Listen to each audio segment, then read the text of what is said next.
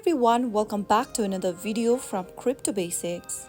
In this video, we will be learning how to update your Uphold application on your iOS device.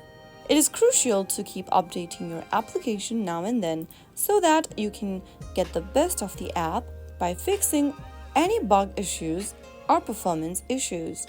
So in order to keep updating your Uphold application, you will need to go ahead and tap open your App Store and then search for Uphold in the search box. Look for the Uphold application, which looks like this, and if you see an update button on the page, simply tap on update in order to download the latest update for the application. But if you see open button, that means you've already updated and you are currently running the latest version of Uphold application. So that is how you will be able to update your Uphold app in just a couple of minutes. If you found the video to be helpful, go ahead and give us a thumbs up. Don't forget to subscribe to the channel by hitting the subscribe button.